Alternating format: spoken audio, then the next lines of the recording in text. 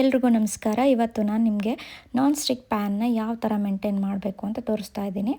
ಇಲ್ಲಿ ನಾನು ತೋರಿಸ್ತಾ ಇರೋ ಪ್ಯಾನ್ ಏನಿದೆ ಅಲ್ವಾ, ಇದನ್ನು ಸರಿಯಾಗಿ ನಾವು ನೋಡ್ಕೊಳ್ದೇ ಇರೋ ಅಂಥ ನಾನ್ ಸ್ಟಿಕ್ ಪ್ಯಾನ್. ಇದರಲ್ಲಿ ನಾವು ದೋಸೆ, ಚಪಾತಿ ಏನಾದರೂ ಮಾಡ್ತಾನೆ ಇರ್ತೀವಿ. ಸೊ ಹಾಗಾಗಿ ತೋರಿಸ್ಕೊಡ್ತಾ ಇದ್ದೀನಿ ಮನೆಯಲ್ಲಿ ಬಳಸುವಂತಹ ನಾನ್ ಸ್ಟಿಕ್ ಪ್ಯಾನ್. ಇದನ್ನು ಯಾವ ಥರ ಮೇಂಟೈನ್ ಮಾಡಬೇಕು ಅಂತಂದರೆ, ನೀವು ಮೊದಲಿಗೆ ಪ್ಯಾನ್ ತೊಗೊಂಡಾಗ ಚಪಾತಿ ಅಥವಾ ದೋಸೆ ಏನೋ ಒಂದು ಮಾಡ್ತಾ ಇರ್ತೀರ. ಮಾಡಿದ ಮೇಲೆ ಎಂಡಿಂಗ್ ಏನಾಗುತ್ತೆ, ಅದು ಇನ್ನೂ ಬಿಸಿಯಲ್ಲಿದ್ದಾಗೆ ಒಂದು ನೀಟಾಗಿ ಟಿಶ್ಯೂ ಪೇಪರೋ ಅಥವಾ ಒಂದು ಬಟ್ಟೆನೋ ತೊಗೊಂಡು ಒರೆಸ್ಕೊಂಬಿಡಿ ಆ ಪ್ಯಾನ್ನ, ಓಕೆನಾ. ಆವಾಗ ಆ ಒರೆಸ್ಕೊಳ್ಳೋದ್ರಿಂದ ಏನಾಗುತ್ತೆ, ಅದರಲ್ಲಿರೋವಂಥ ಜಿಡ್ಡಿನ ಅಂಶ ಎಲ್ಲ ಬಂದುಬಿಡುತ್ತೆ. ಆಮೇಲೆ ಏನಾದರೂ ಒತ್ತಿರೋದು ಇತ್ತು ಅಂತಂದರೆ ಅದೂ ಆಚೆ ಬಂದುಬಿಡುತ್ತೆ. ಸೊ ಆವಾಗ ನೀಟಾಗುತ್ತೆ.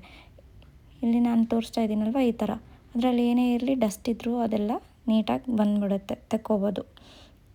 ಆಮೇಲೆ ಇದನ್ನು ತಣ್ಣಗಾಗಕ್ಕೆ ಬಿಡಿ. ಪ್ಯಾನ್ನ ಸ್ಟವ್ ಆಫ್ ಮಾಡಿ ತಣ್ಣಗಾದ್ಮೇಲೆ ನೀಟಾಗಿ ನೀರು ಹಾಕ್ಕೊಂಡು, ಇಲ್ಲಿ ಸ್ಕ್ರಬ್ಬರ್ ತೋರಿಸ್ತಾ ಇದ್ದೀನಲ್ಲ, ಗ್ರೀನ್ ಸೈಡ್ ಇದೆ ಅಲ್ವಾ, ಅದನ್ನು ಮಾತ್ರ ಯೂಸ್ ಮಾಡಬೇಡಿ.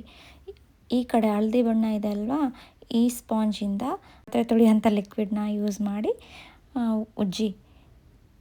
ಓಕೆ, ಈಗ ಈ ಥರ ಉಜ್ಜೋದ್ರಿಂದ ಅದ್ರ ಮೇಲೆ ಯಾವುದೇ ಸ್ಕ್ರ್ಯಾಚಸ್ ಬೀಳಲ್ಲ.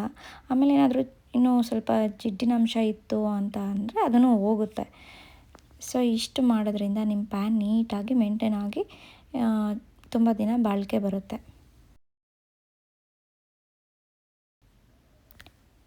ವಾಶ್ ಆದಮೇಲೆ ಈ ಥರ ಕಾಣಿಸ್ತಾ ಇದೆ. ಸೊ ಈ ಥರ ಮಾಡೋದ್ರಿಂದ ತುಂಬ ದಿನ ಪ್ಯಾನ್ ಚೆನ್ನಾಗಿ ಮೇಂಟೈನ್ ಆಗುತ್ತೆ.